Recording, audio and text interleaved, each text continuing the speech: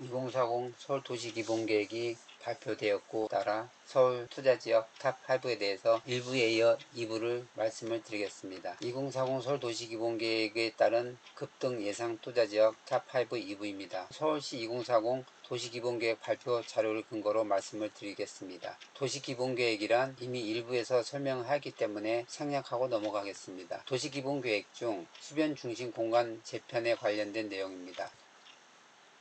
25개 자치구를 경유하는 많은 물길들을 전부 다 개발해서 수변 잠재력을 발굴할 필요성이 있다고 이번 도시기본계획 발표에서 언급을 하였습니다. 중요한 내용으로 성수동, 압구정, 반포, 옥수, 한남, 이촌, 여의도입니다. 여의도, 이촌, 한남, 옥수, 반포, 압구정은 상당히 개발이 많이 된 지역이 현재 상대적으로 성수동, 한강 주변이 노슬림화된 주택들이 많이 있는 지역입니다. 앞으로 성수동 일대를 가장 관심 있게 보아야 될 지역입니다. 이로 인해서 수변 중심 공간에 대한 최대 수혜지 탑1에 대해서 말씀을 드리겠습니다. 보시다시피 성수역과 건대역, 구의역 3개역을 중심으로 한강변 일대에 있는 성수동과 자양동 이 일대가 전부 다 슬럼화된 노후주택 단지입니다. 바로 이곳이 최대 수혜지로 입을 것으로 예상이 되고 네이버 지도를 통해서 자세히 찾아가 보겠습니다.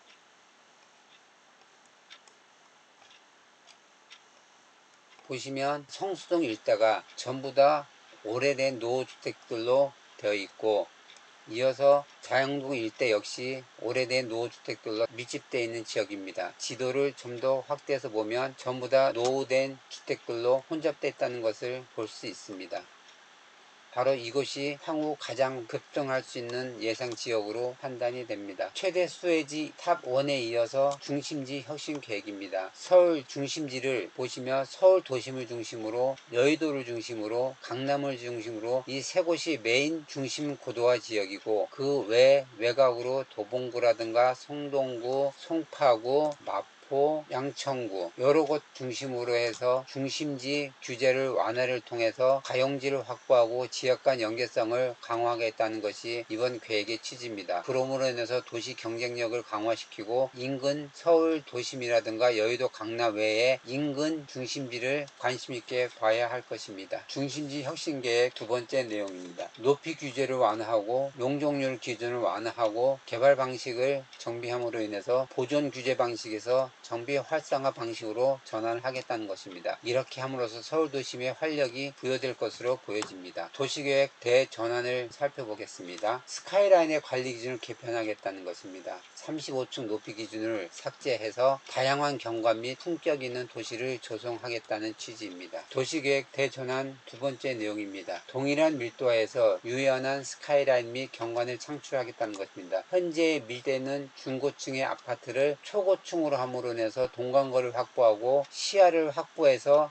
유연한 스카이라인 및 경관을 창출하겠다는 취지입니다. 동일 용적률인 상태에서도 통경축 및 개방감을 충분히 확보할 수 있습니다. 층고를 높이고 동간거리를 확보함으로 인해서 바람길도 형성될 수 있고 통경축이 확보돼서 상당히 개방감을 확보할 수 있는 건축 구조입니다. 이러한 중심지 혁신 계획을 좀 더 자세히 들여다보면은 창동에서부터 시작해가지고 청량리 성수 일대까지 청년 첨단 혁신축을 형성을 하고 광화문, 용산, 여의도를 거쳐서 구로까지 해서 국제 경쟁 혁신축을 형성을 하고 수색에서 마곡, 김포공항까지 연결해서 감성 문화 혁신축을 조성을 하고 양재에서부터 삼성, 수서 문정까지 연계된 융합 혁신축을 형성하겠다는 것입니다. 여기서 관심 있게 봐야 될 내용은 바로 양재, 삼성, 수서 일대를 유심히 살펴봐야 됩니다.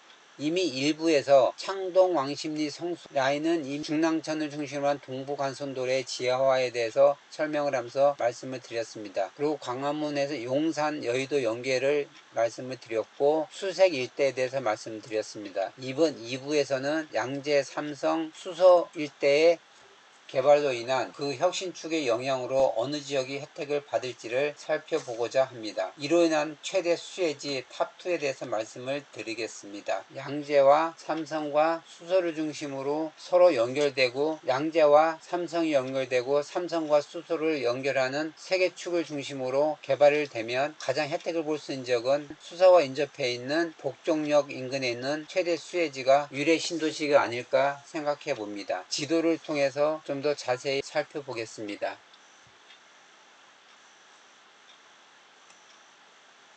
보시면 복정역을 중심으로 한 유래 신도시가 트램으로 개발 진행 중에 있고, 유래 신사선이 아직 도입이 안 된 상태이기 때문에 상대적으로 저평가된 지역입니다. 바로 이 유래 신도시가 앞으로 상당한 혜택을 볼 것으로 보여집니다. 구독, 좋아요 부탁드립니다. 이어서 지상철도 지하화를 통한 기반시설 입혀 내용입니다. 일부에서 말씀드린 것 이외의 내용에 대해서 추가로 말씀을 드리겠습니다. 중요 역세권을 데코화로 지역 연결 및 공간을 창출하겠다는 겁니다. 수색, 용산, 청량리, 그리고 망우동. 수색, 용산에 대해서는 일부에서 말씀드렸고, 청량리는 상당히 많이 알려진 관계로 앞으로 이 망우동이 상대적으로 개발이 많이 안 된 상태이기 때문에 향후 관심이 높아질 것으로 보여집니다. 이에 따라서 최대 수혜지가 될 탑3에 대해서 말씀을 드리겠습니다. 바로 이 망우역 일대입니다. 여기가 앞으로 복합화가 될 경우 배후주거지로서 최대 수혜지가 발생할 것으로 보여집니다. 네이버 지도를 통해서 망우동 일대의 위성사진을 살펴보겠습니다.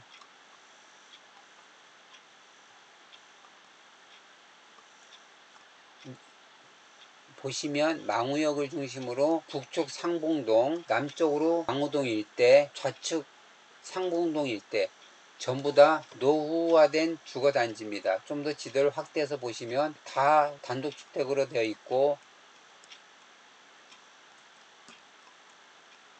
상봉동 역시 단독주택으로 형성되어 있어서 상당히 슬럼화되어 있는 지역입니다. 앞으로 이 망우역 일대가 대혁신을 할 것으로 보여집니다.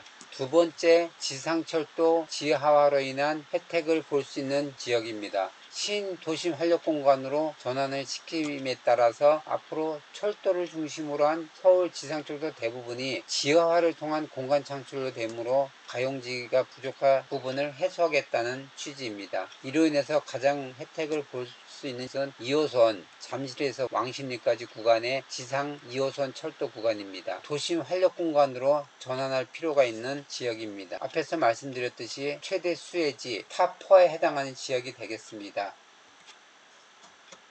건대역, 성수역, 뚝섬역.